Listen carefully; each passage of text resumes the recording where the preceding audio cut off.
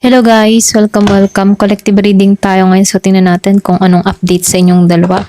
So be open-minded po, hindi po halos lahat makaresonate. Thank you nga po pala sa mga nagsusubscribe, sa mga bumabalik. Maraming salamat. So start na tayo. Ano yung energy ng person mo sa'yo? Ano yung kanyang nais gawin? Or ano yung kanyang mga pinagkakaabalahan? Ano yung naiisip? Ayan.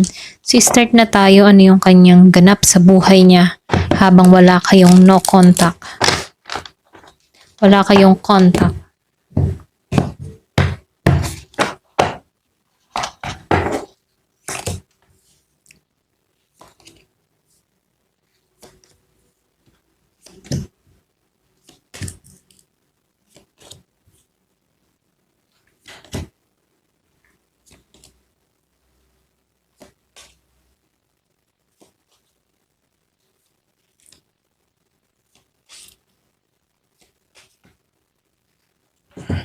So, dito no, lumabas ang Gemini, Aquarius, and Libra.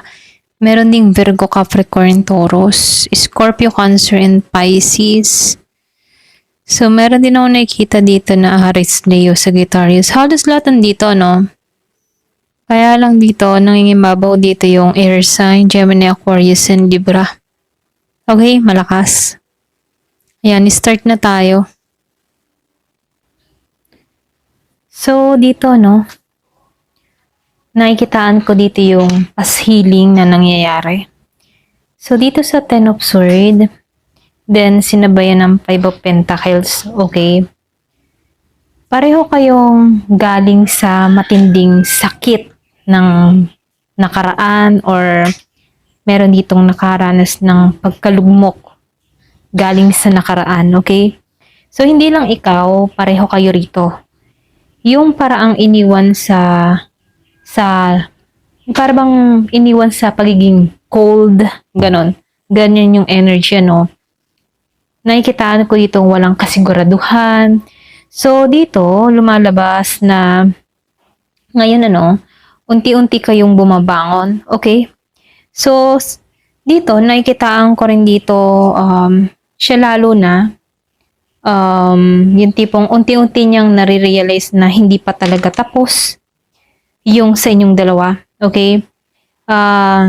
Alam niya dito na hindi pa tapos yung connection nyo.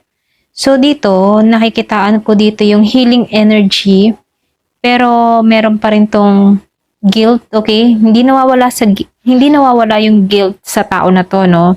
So nakikitaan ko rin dito yung malaking panghihinayang, okay?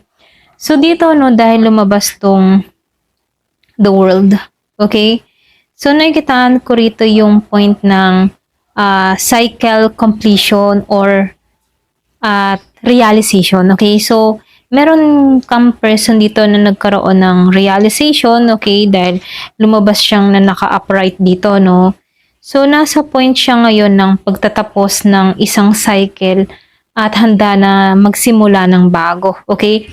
Kaya nga, ikaw, pinapanood niya in silence. Okay, yung iba sa inyo, pinapanood ka nito ng tahimik. So, meron pa ritong closure na dating ugali or kumbaga, nakikitaan ko dito, merong closure siya dati sa sitwasyon nyo. Okay, kumbaga, pwedeng yung iba sa inyo, nagbigay ka na ng closure sa tao na to. Pwedeng yung isa dito hindi pa ready, okay, natanggapin yung closure na yon, or pwede rin hindi pa to ready na kumilos, okay. So, meron ako nakikitang nagbitaw ng closure or pwede rin merong sumuko na, okay. So, dito, nakikitaan ko dito, meron kang person dito na sinusukat niya yung energy niyong dalawa, okay. Or pwede rin sabihin na binabantayan niya yung galawan niya, sinusukat niya kung kailan siya kikilos or kailan siya gagawa ng isang hakbang patungo sa'yo, okay? Kasi itong person mo dito, gusto nitong makipag-ayos or bumalik sa'yo, okay? So, dito, lumabas tong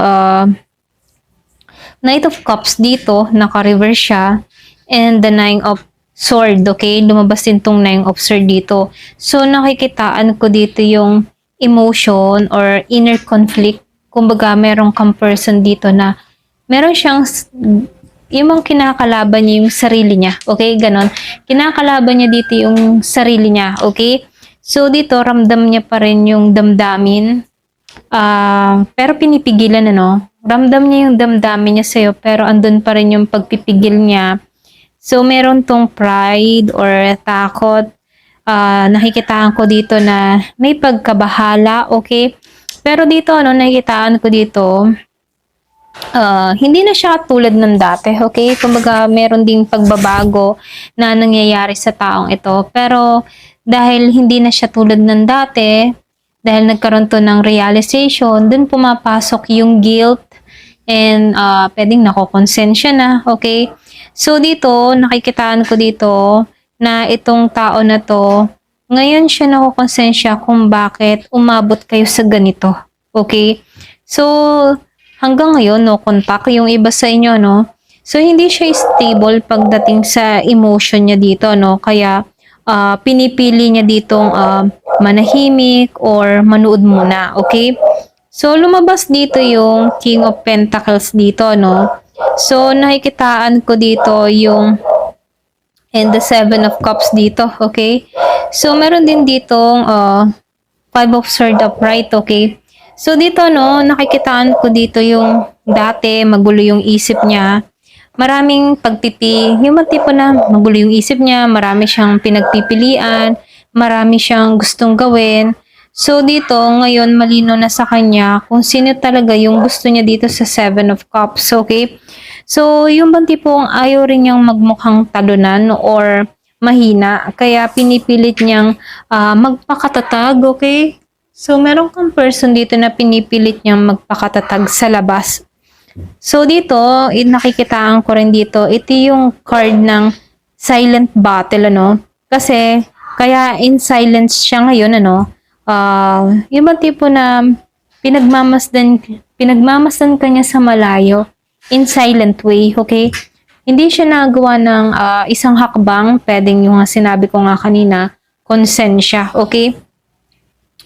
So, nakikitaan ko dito, no, yung pinaka-present momentum ng person mo rito dahil lumabas dito yung Queen of Pentacles upright. So, lumabas din dito yung Eight of Wands upright, then the Ace of Swords upright, okay? So, lumabas din yung Wheel of Fortune. So, dito, nakikitaan ko rin dito, no, yung tipo na ikaw, yung energy mo dito is stable, lumago ka, at meron kang nalampasan, okay? Kumbaga nasa yung breakthrough, okay? Habang siya stuck at guilt, okay?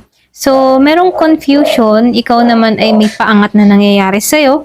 So, dito, no, dahil lumabas tong Eight of Wands dito, and the Ace of Swords dito, so nakikita ko dito, malakas na senyales na may paparating na linaw or komunikasyon, okay? Yung iba sa inyo, no, so hindi halos lahat.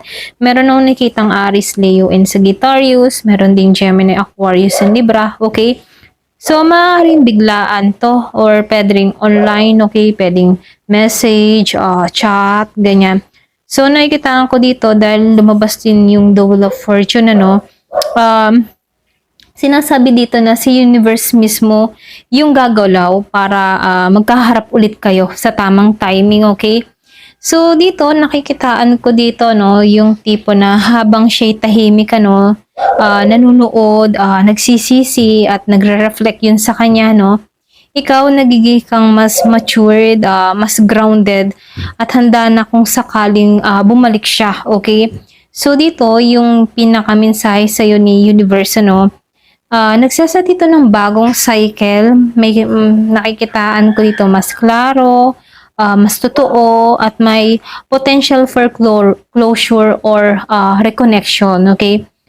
Ayan, ito lang yung nakikita ko dito. So, tingnan natin, ano yung next action niya within 2 weeks. Yung iba sa inyo, no? So, hindi halos lahat makaka-resonate, no? So, tingnan natin kung ano yung i-action ng tao na to within 2 weeks, okay? So, kuha ulit ako ng card.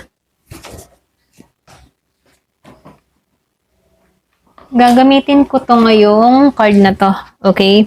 So, tingnan natin ulit kasi may balak dito. Meron akong nakitang merong taong magme-message sa'yo.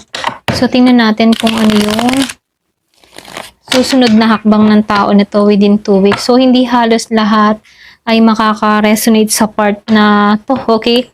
Kaya lang, syempre, ipag-pray nyo kung umaasa talaga kayo kasi specific lang to, okay? Start na tayo. So, hindi halos lahat ay makaka-resonate sa part na to. Ayan, so tingnan natin ano yung next action or moves ng tao nito within 2 weeks, okay? Oh.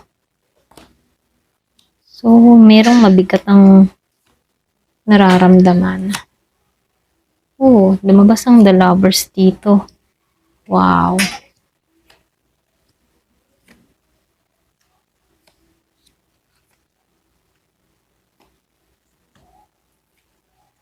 Ayan. So, dito, no, nakikitaan ko dito, matindi, okay? Matindi yung spread natin ngayon kasi ang daming 10, okay? 10, meron din yung 10. So, lumabas din yung 10, 10, okay? So, nakikitaan ko dito, lumabas yung karamihan ay 10s, okay? So, puro maturity yung nakikita ko dito. So, nakikitaan ko rin dito ng malinaw na continuation sa last reading, okay, dito sa kaninang reading natin. So, ikaw, pinapanood niya in silence. Ngayon, nakikita niya na malalim na ang realization niya at may internal struggle, okay? Siya kung paano haharapin yung connection yung dalawa rito, okay? So, dito, dahil lumabas yung current emotion niya dito sa Ten of Swords, dito, 10 of Swords, then lumabas yung 9 of Swords upright, then 10 of Wands upright. Okay, so lahat sila naka-upright dito, no? Sabay-sabay silang naka-upright. So, then lumabas din yung King of Swords upright dito. So, ang bigat ng isip ng tao na to ngayon, ano? Overthinking siya dito. Andun din yung pressure, okay? So, grabe yung bigat ng isip, dibdib niya, may guilt, insomnia, and anxiety, okay? Iniisip ka pa rin kahit gusto niyang maging logical sa inyong sitwasyon, ano. So, dito sa King of Swords, ano, nakikitaan ko dito, nagpapakita na sinusubukan ng taong ito na maging matatag, kalmado, at mag-isip ng tama. Pero sa loob niya, no, ang damdamin niya dito ay punong-puno ng pasan o pasanin, ganyan. So, dito parang may burden of truth. Gusto niyang magsabi ng totoo o linawin ang lahat pero hindi pa niya alam kung paano, okay? So dito dahil lumabas din dito yung 10 of Swords upright, then the Lovers upright, then sinabayan din ng Temperance upright. So nakikitaan ko dito past pain, awakening of feelings. Kumbaga merong nakaraan na kayo na binubuhay muli siya sa panahon ngayon, okay? So, dati, sobrang sakit ng ending nyo dito sa 10 of Swords, okay? Then, sinabayan pa ng 10 Temperance dito. So, nakikitaan ko dito, dahil lumabas din yung The Lovers dito, nagsabing na hindi pa to tapos yung connection nyo rito, okay? So, nakikitaan ko dito, merong natuto sa sakit or sa mga pinagdaanan dito, no? Ngayon, gusto niyang ayusin o i-balance ang lahat, okay? So, nakikitaan ko dito na meron ditong divine timing na gumagalaw, okay?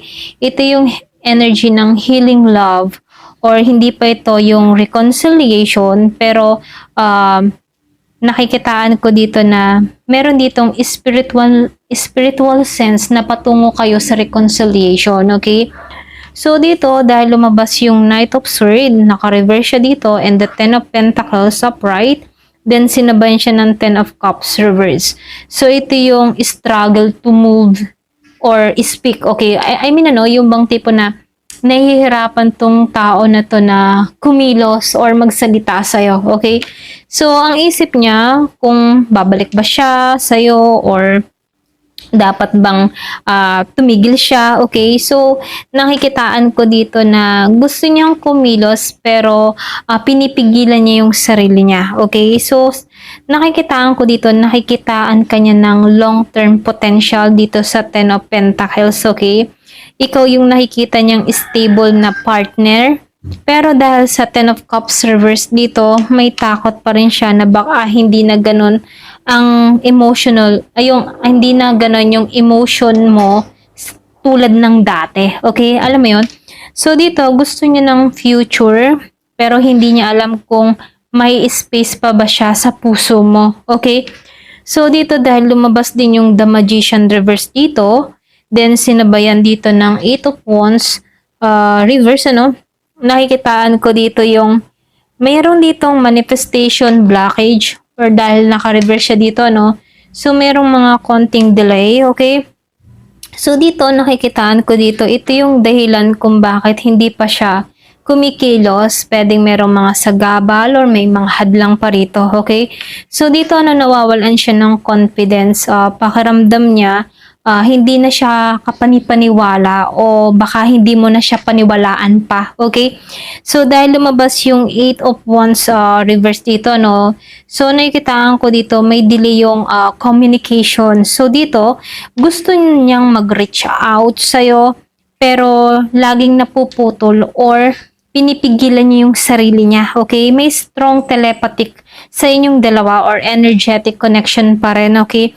Pero hindi pa siya literal na message or contact. Kumbaga, pwedeng isip, okay? Yung bang meron siyang gustong iparating sa'yo, telepathy, okay? Kaya lang, yung iba sa inyo ha, mararamdaman mo naman yon kung biglaan mo nararamdaman tong tao na to, biglaan kang nakakaramdam ng lungkot, or biglaan kang naaalala mo siya. So, meron kang person dito na iniisip ka, okay? Ayan. So, dito, dahil lumabas tong Seven of Coins and Knight of Pentacles, ano, pareho siyang naka-upright dito. So, nakikitaan ko dito na meron ditong slow progress or pwedeng mabagal pero may pag-usad, okay? So, kailangan lang dito ng patience, okay? So, siya ay observing and planning, okay? May effort na magbabago at unti-unting bumuo ng stability. Hindi ito impulsive na move. Okay, dahan-dahan siya pero siguradong pupunta to sa reconnection or closure, okay? Ito yung energy ng taong natuto sa sakit at ayaw nang ulitin yung nagawang pagkakamali, okay? So, yung pinaka mensahe dito, no, mabigat yung emotion, puno ng guilt at pagmumuni-muni, okay? So, yung intention dito, gusto niyang ayusin pero natatakot siyang magkamali, okay? So, dito, hindi na agad pero may unting-unting paglalapit, okay? So, nakikitaan ko dito yung outcome kapag pinili mo ang balance at patient, ano, may chance ng reconnection o honest conversation sa tamang panahon. Okay? So, nakikitaan ko dito, gusto pa rin ng tao na to na ma-reconnect kayong dalawa or makita kanyang muli. Okay? Or magkasama kayong muli dito. Kaya lang dahil takot siya na baka hindi ka na maniwala sa kanyang mga sinasabi at dun siya natatakot sa reaction mo or sa sasabihin mo sa kanya rito. Okay? Ayan, hanggang dito na lamang po. Thank you for watching. Love and peace.